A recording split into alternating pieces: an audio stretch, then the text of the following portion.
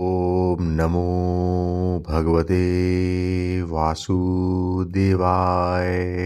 भागवत पुराण चतुर्थ स्कंद 22वां अध्याय।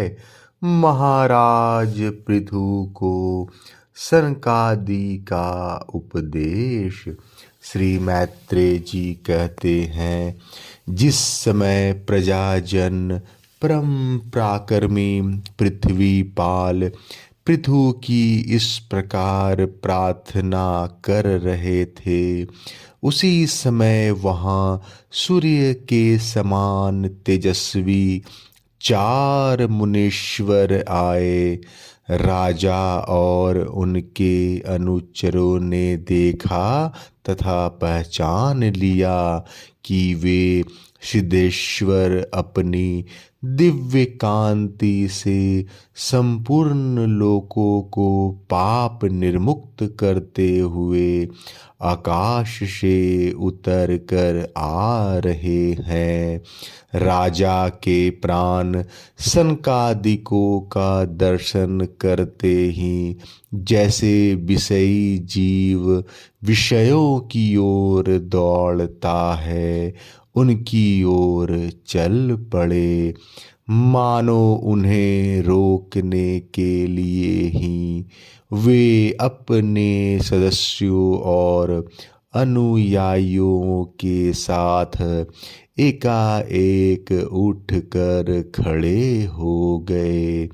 जब वे मुनिगण अर्ध स्वीकार कर आसन पर विराज गए, तब शिष्टाग्रणी पृथु ने उनके गौरव से प्रभावित हो विनयवश गर्दन झुकाए हुए उनकी विधिवत पूजा की। फिर उनके चरणोदक को अपने सिर के बालों पर छिड़का। इस प्रकार शिष्ट जन उचित आचार का आदर तथा पालन करके उन्होंने यही दिखाया कि सभी सत्पुरुषों को ऐसा व्यवहार करना चाहिए। सनकादि मुनीश्वर भगवान शंकर के भी अग्रज हैं।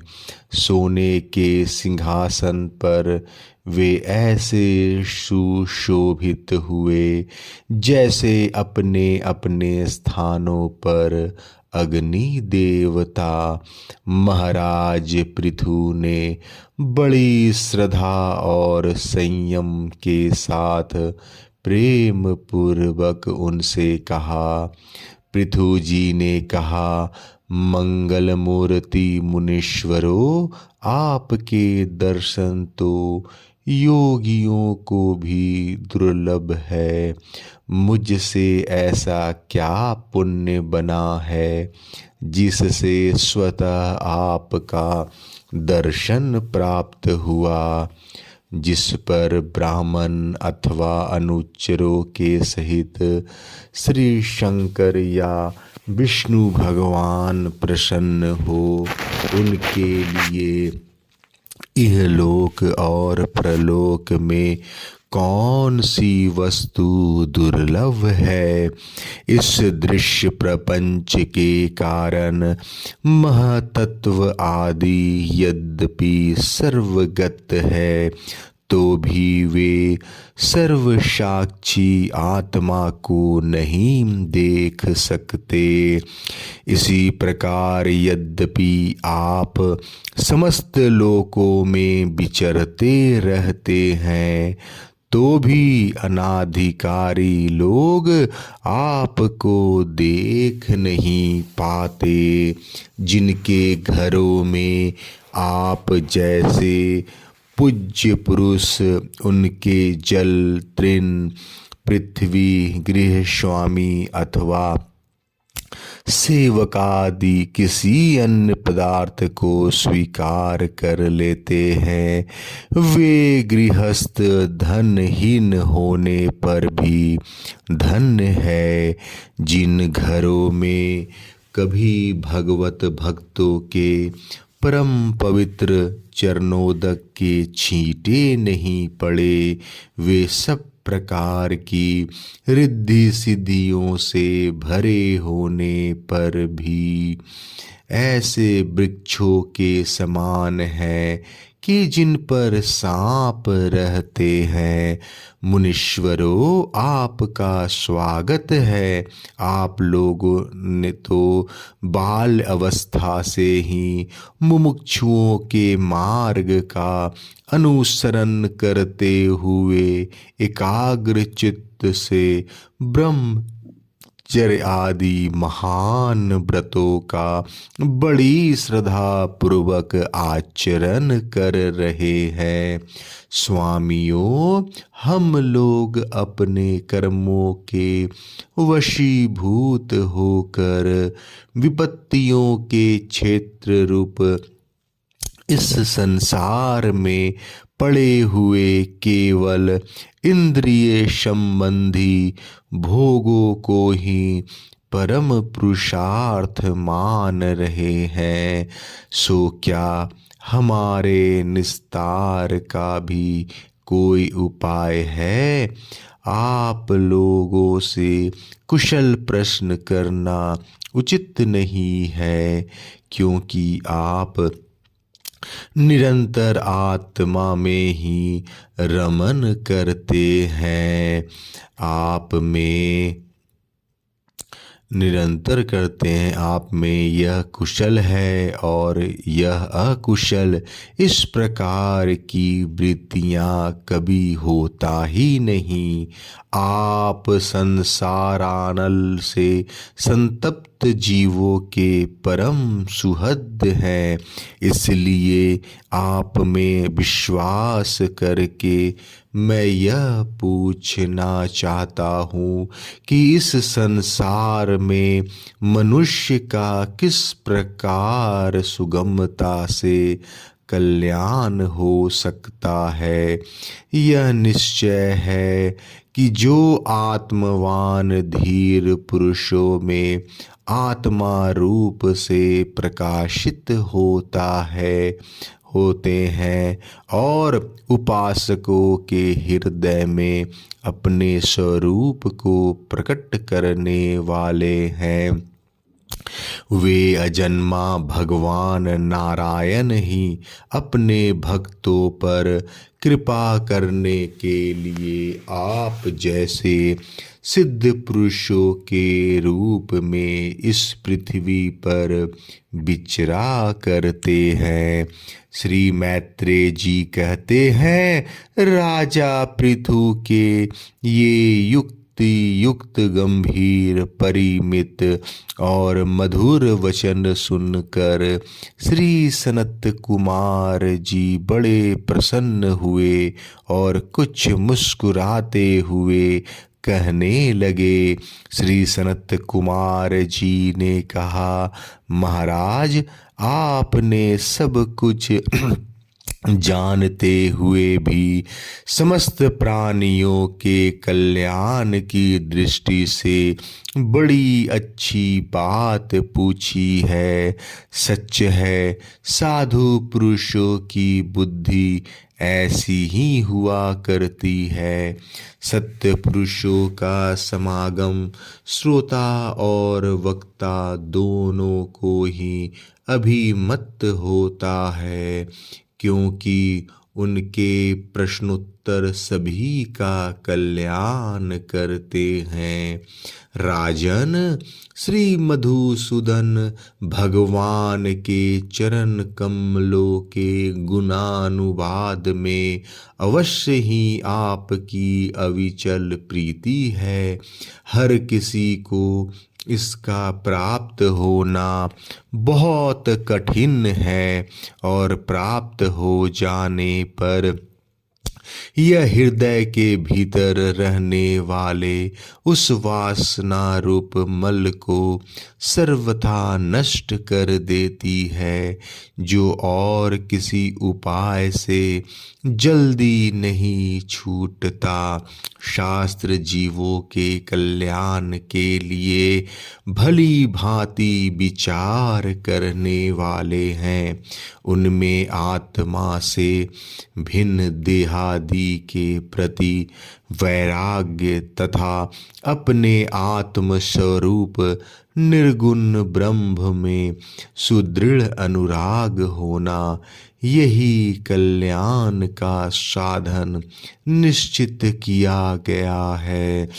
शास्त्रों का यह भी कहना है कि गुरु और शास्त्र के वचनों में विश्वास रखने से, भागवत धर्मों का आचरण करने से, तत्व जिज्ञासा से, ज्ञान योग की निष्ठा से, योगेश्वर श्री हरि की उपासना से, नित्य प्रति पुण्य कृति श्री भगवान की पावन कथाओं को सुनने से, जो लोग धन और इंद्रियों के भोगों में ही रत हैं, उनकी गोष्ठी में प्रेम न रखने से, उन्हें प्रिय लगने वाले पदार्थों का आसक्ति पूर्वक संग्रह न करने से,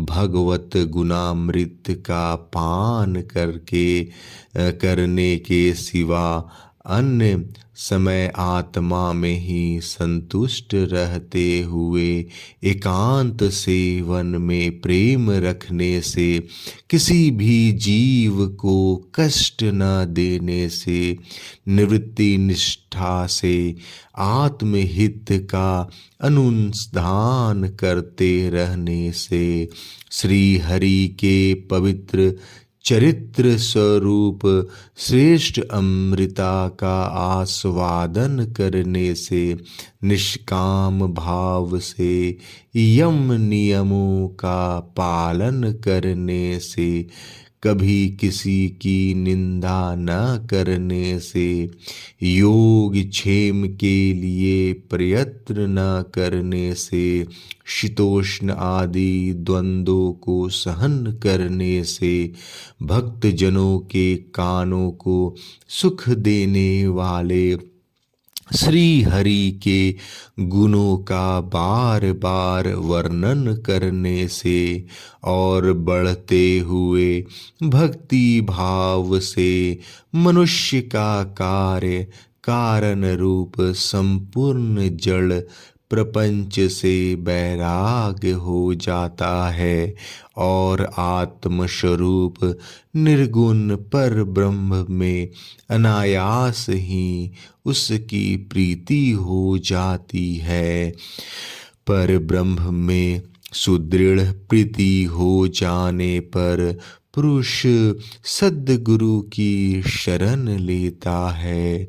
फिर ज्ञान और वैराग्य के प्रबल वेग के कारण वासना शून्य हुए अपने अविद्या आदि 5 प्रकार के कलेशों से युक्त अहंकारात्मक अपने लिंग शरीर को वह उसी प्रकार भस्म कर देता है जैसे अग्नि लकड़ी से प्रकट होकर फिर उसी को जला डालती है।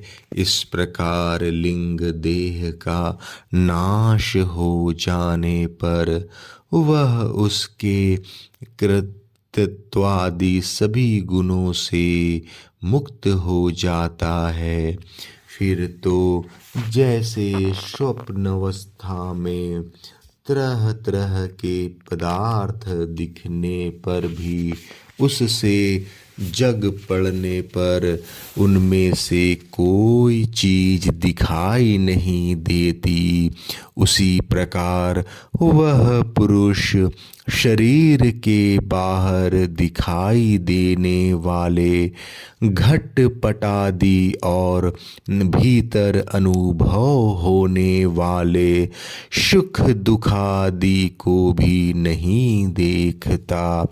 इस स्थिति के प्राप्त होने से पहले ये पदार्थ ही जीवात्मा और परमात्मा के बीच में रहकर उनका भेद कर रहे थे।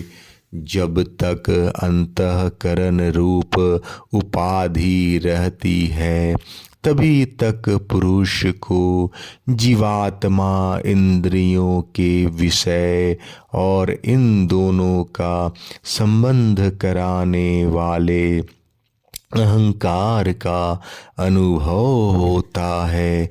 इसके बाद नहीं बाह्य जगत में भी देखा जाता है कि जल दर्पण आदि निमित्तों के रहने पर ही अपने बिंब और प्रतिबिंब का भेद दिखाई देता है। अन्य समय नहीं। जो लोग विषय चिंतन में लगे रहते हैं उनकी इंद्रियां विषयों में फंस जाती है तथा मन को भी उन्हीं की ओर खींच ले जाती है। फिर तो जैसे जलाशय के तीर पर उगे हुए कुशादि अपने जड़ों से उसके जल को खींचते रहते हैं, उसी प्रकार वह इंद्रियां शक्त मन बुद्धि की विचार शक्ति को क्रमशः हर लेता है। विचार शक्ति के नष्ट हो जाने पर पूर्वापर की स्मृति जाती रहती है और स्मृति का नाश हो जाने पर ज्ञान नहीं रहता। इस ज्ञान के नाश को ही पंडित जन अपने आप अपना नाश करना कहते हैं, जिसके उद्देश्य से अन्य सब पदार्थों में प्रियता का बोध होता है।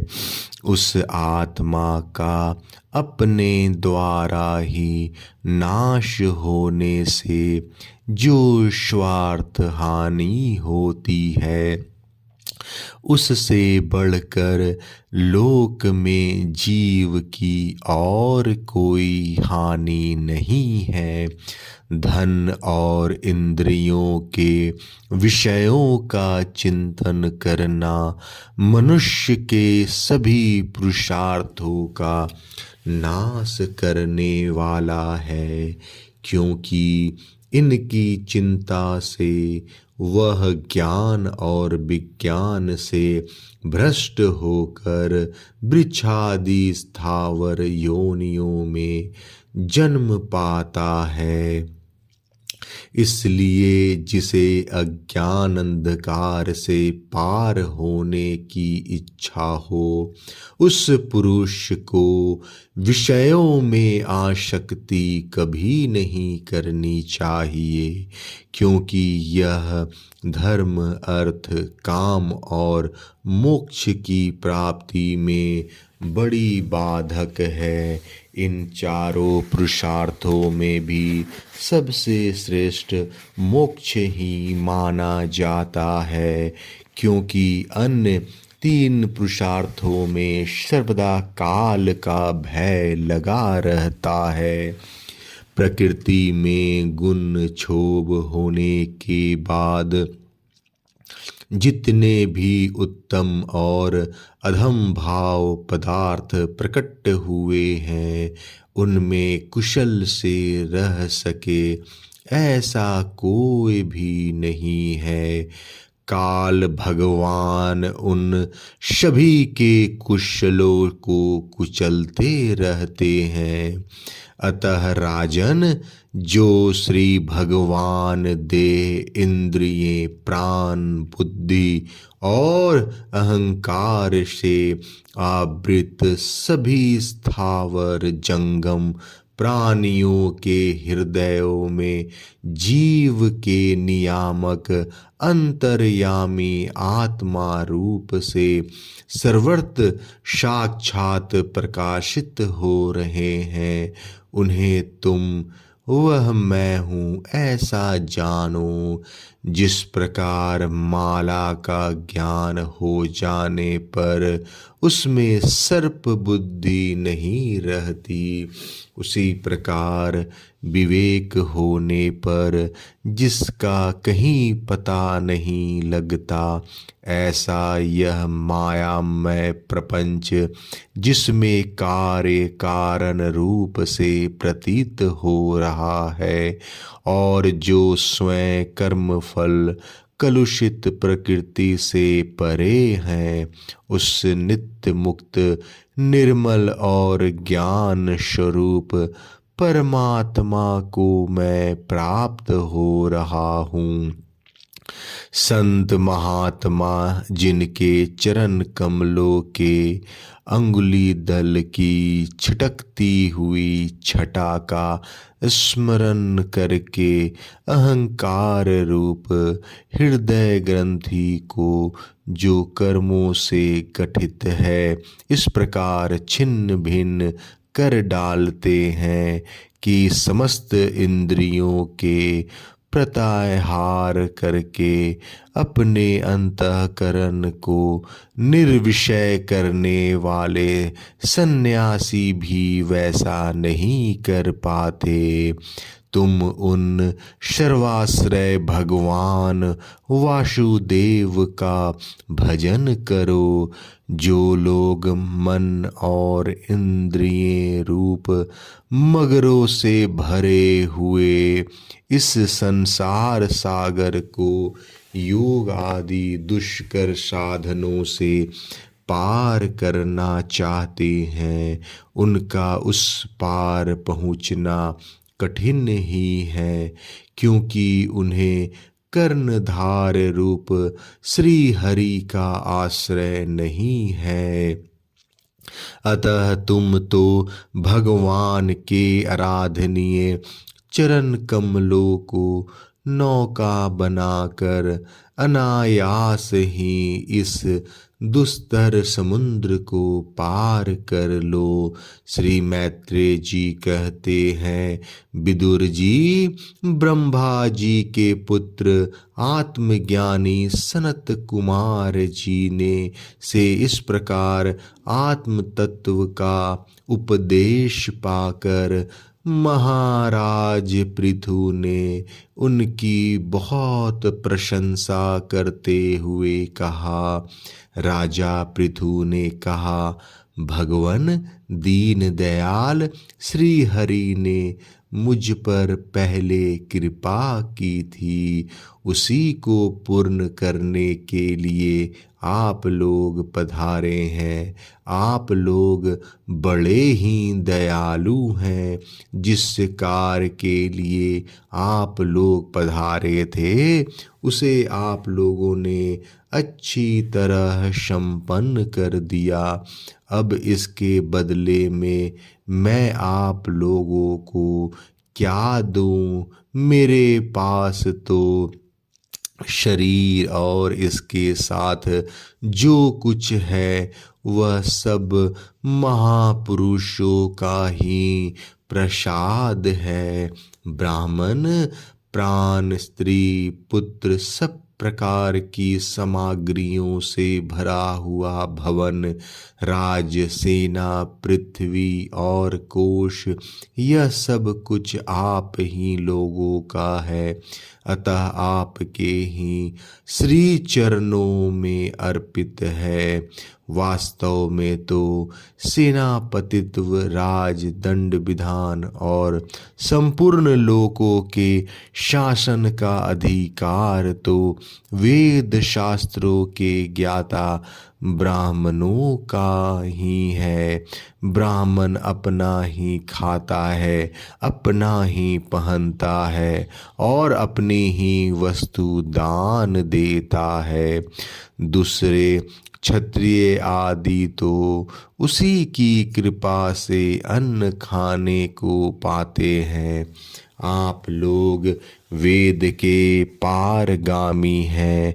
आपने अध्यात्म तत्व का विचार करके हमें निश्चय रूप से समझा दिया है कि भगवान के प्रति इस प्रकार की अभेद भक्ति ही उनकी उपलब्धि का प्रधान साधन है।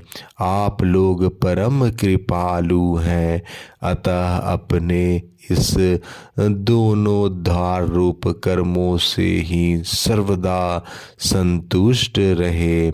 आपके इस उपकार का बदला कोई क्या दे सकता है? उसके लिए प्रयत्न करना भी अपनी हंसी कराना है। श्री मैत्रेय जी कहते हैं, विदुर जी, फिर आदिराज पृथु ने आत्मज्ञानियों में श्रेष्ठ सनकादि की पूजा की और वे उनके शील की प्रशंसा करते हुए सब लोगों के सामने ही आकाश मार्ग से चले गए। महात्माओं में अग्रगण्य महाराज पृथु उनसे आत्मोपदेश पाकर चित्त की एकाग्रता से आत्मा में ही स्थित रहने के कारण अपने को कृत सा अनुभव करने लगे। वे ब्रह्मार्पण बुद्धि के समय स्थान, शक्ति, न्याय और धन का अनुसार सभी कर्म करते थे। इस प्रकार एकाग्र चित्त से समस्त कर्मों का फल परमात्मा को अर्पण करके आत्मा को कर्मों का साक्षी एवं प्रकृति से अतीत देखने के कारण वे सर्वथा निर्लिप्त रहे। जिस प्रकार सूर्य देव सर्वत्र प्रकाश करने पर भी वस्तुओं के गुण दोष से निर्लेप रहते हैं, उसी प्रकार सार्वभौम साम्राज्य लक्ष्मी से संपन्न और गृहस्थ आश्रम में रहते हुए भी अहंकार शून्य होने के कारण वे इंद्रियों के विषयों में आसक्त नहीं हुए। इस प्रकार आत्मनिष्ठा में स्थित होकर सभी कर्तव्य कर्मों का यथोचित रीति से अनुष्ठान करते हुए उन्होंने अपनी भार्या अर्ची के गर्भ से अपने अनुरूप 5 पुत्र उत्पन्न किए। उनका नाम विजातश्व, धूम्रकेश, हिरण्यक्ष, द्रविण और वृक्क थे। महाराज पृथु भगवान के अंश थे। वे समय समय पर जब जब आवश्यकता होता था जगत के प्राणियों के रक्षा के लिए अकेले ही समस्त लोकपालों का गुण धारण कर लिया करते थे। अपने उदार मन, प्रिय और हितकर वचन, मनोहर मूर्ति और सौम्य गुणों के द्वारा प्रजा का रंजन करते रहने से दूसरे चंद्रमा के समान उनका राजा यह नाम सार्थक हुआ। सूर्य जिस प्रकार गर्मी में पृथ्वी का जल खींचकर वर्षा काल में उसे पुनः पृथ्वी पर बरसा देता है, तथा अपनी किरणों से सबको ताप पहुँचाता है, उसी प्रकार वे कर रूप से प्रजा का धन लेकर उसे दुष्काल आदि के समय मुक्त हस्त से प्रजा के हित में लगा देते थे तथा सब पर अपना प्रभाव जमाए रखते थे। वे तेज में अग्नि के समान दुर्धर्ष, इंद्र के समान अजय, पृथ्वी के समान क्षमाशील और स्वर्ग के समान मनुष्यों की समस्त कामनाएं पूर्ण करने वाले थे। समय समय पर प्रजाजनों को तृप्त करने के लिए वे मेघ के समान उनके अभिष्ट अर्थों को खुले हाथ से लुटाते रहते थे। वे समुद्र के समान गंभीर और पर्वतराज सुमेरु के समान धैर्यवान भी थे। महाराज पृथु दुष्टों के दमन करने में यमराज के समान, आश्चर्यपूर्ण वस्तुओं के संग्रह में हिमालय के समान, कोश की समृद्धि करने में कुबेर के समान और धन को छिपाने में वरुण के समान थे।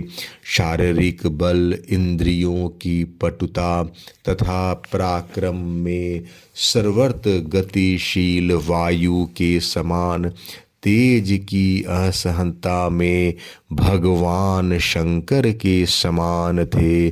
सौंदर्य में कामदेव के समान, उत्साह में सिंह के समान, वात्सल्य में मनु के समान और मनुष्यों के आधिपत्य में सर्वसमर्थ ब्रह्मा जी के समान थे।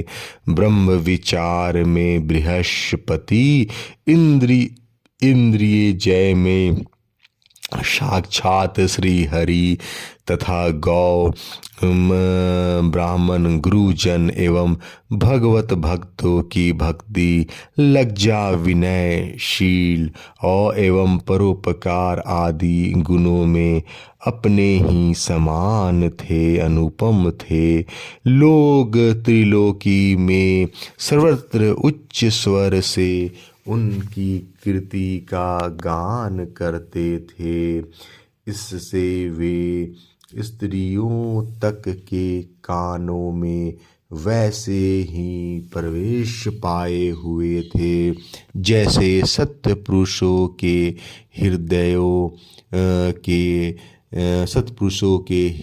में श्री राम। 22वां अध्याय समाप्त।